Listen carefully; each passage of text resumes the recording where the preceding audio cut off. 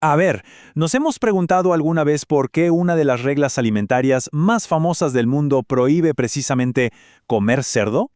La respuesta que se nos viene a la mente parece simple, pero detrás se esconde una historia fascinante que mezcla ecología, arqueología y hasta revolución política. Vamos a desentrañar este misterio. Ja, esta cita de Woody Allen es simplemente genial, ¿no? Es el punto de partida perfecto, porque con ese humor tan suyo nos pone a pensar, ¿y si las explicaciones de siempre, las más obvias, en realidad no cuentan toda la historia?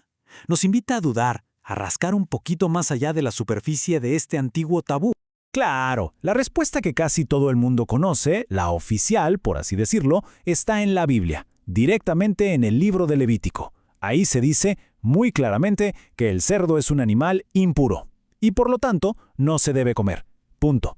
Parece una regla súper directa y sin más vueltas. Pero aquí es donde la cosa se empieza a poner interesante. ¿Y si esa regla bíblica es en realidad solo la punta del iceberg? ¿Y si la verdadera razón no es tanto un mandato divino, sino el resultado de miles de años de adaptación, de supervivencia y hasta de resistencia? Ahora sí que la historia se pone buena. Ok, para empezar a desenredar esto, tenemos que analizar la ley en sus propios términos. Y ojo, esto es clave, no estamos hablando de higiene como la entendemos hoy. Para nada, se trata de un sistema de clasificación cósmica, de poner orden en el universo. Es básicamente una lucha entre el orden y el caos. La lógica detrás de esta ley es, de verdad, fascinante. Miren, para que un animal de tierra se considere puro, tiene que cumplir dos requisitos sí o sí: tener la pezuña partida y rumiar. ¿Y qué pasa con el cerro? Pues es una anomalía total. Cumple el primer requisito, tiene la pezuña partida, sí, pero no rumia. Y en este sistema de clasificación tan estricto, lo que no encaja a la perfección, lo que se queda a medias, se considera impuro. La palabra clave aquí, la que nos abre la puerta a todo este concepto, es la palabra hebrea tamé. Es que tamé no significa sucio en el sentido de que tenga lodo, no, significa ritualmente impuro. O sea, algo que está fuera de lugar, que no encaja en las categorías ordenadas de la creación. Así que una vez más, la prohibición no tiene que ver con la higiene, sino con mantener un orden cósmico. Bueno, hasta aquí todo parece un asunto teológico, de libros sagrados, pero agárrense, porque aquí es donde la historia da un giro que nadie se esperaba. Y la responsable de este giro es la arqueología. Resulta que la evidencia que lo complica todo está literalmente enterrada bajo nuestros pies. Porque resulta que los antiguos israelitas ya evitaban el cerdo mucho antes de que las leyes del Levítico se pusieran por escrito. O sea, pensemos en lo que eso significa. La ley no creó la costumbre, fue al revés. La ley llegó después a darle una justificación religiosa a una práctica que ya existía. Y esto nos deja con la pregunta del millón. ¿De dónde salió esa costumbre entonces? Y la evidencia arqueológica es que es aplastante. En los asentamientos israelitas de las montañas, los huesos de cerdo son casi inexistentes, casi nada. Pero en los sitios de sus vecinos, los filisteos, en la costa, de la misma época, ¡boom!, son superabundantes. Esta brecha del cerdo, como la llaman, es una frontera cultural clarísima. No comer cerdo no era una simple preferencia, era un marcador de identidad. Esta evidencia arqueológica ha dado pie a un montón de teorías fascinantes que intentan explicar por qué surgió esta práctica. ¿Fue una adaptación al medio ambiente? ¿Un sistema simbólico? ¿O simplemente una vieja costumbre que se quedó pegada? Una de las primeras ideas es que todo esto es un vestigio de un pasado nómada. Pensemos un segundo. Los cerdos son terribles para la vida en el desierto. Necesitan mucha agua, no aguantan las caminatas largas y no comen la vegetación árida. Para unos pastores que se mueven constantemente, criar cerdos simplemente no era una opción. Con el tiempo, esta necesidad práctica se habría convertido en una tradición cultural.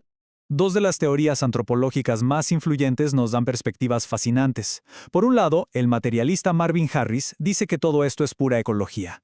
Por el otro, la estructuralista Mary Douglas propone un sistema simbólico, muy parecido a lo que ya vimos en el Levítico. Y la verdad es que el argumento ecológico de Harris es muy convincente. Las ovejas y las cabras eran mucho más eficientes para el entorno de los antiguos israelitas.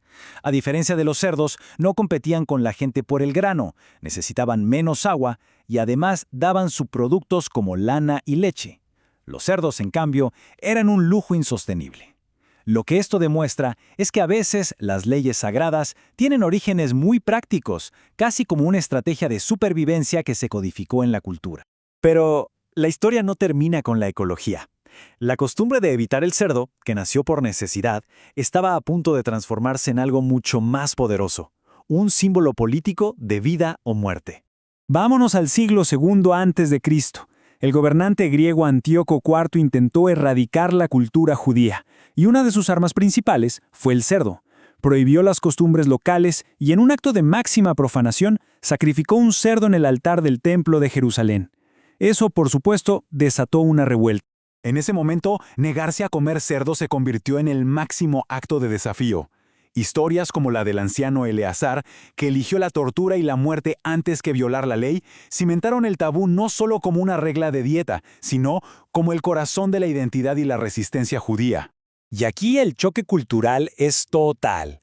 Para los judíos, no comer cerdo era una señal de fidelidad, pero para los griegos y romanos, que lo consideraban un manjar, era un comportamiento antisocial, una prueba de que los judíos odiaban al resto de la humanidad. El mismo acto, dos interpretaciones totalmente opuestas.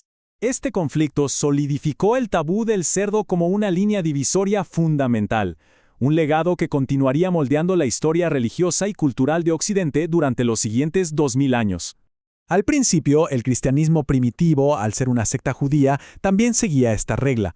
Pero a medida que la nueva fe buscaba expandirse entre los no judíos del imperio, la prohibición del cerdo se volvió un obstáculo. El punto de quiebre fue la famosa visión del apóstol Pedro, donde se le dice que todo alimento es puro.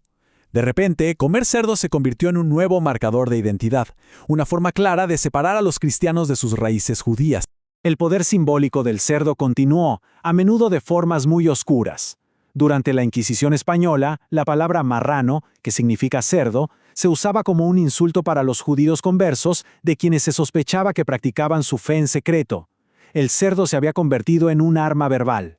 Y así, una historia que comenzó con nómadas en el desierto y las limitaciones de su entorno, termina revelando cómo la comida es mucho más que sustento. Es identidad, es política, es resistencia y es historia. Esto nos deja con una pregunta. En nuestras propias vidas, ¿qué alimentos nos definen y qué fronteras trazamos con ellos?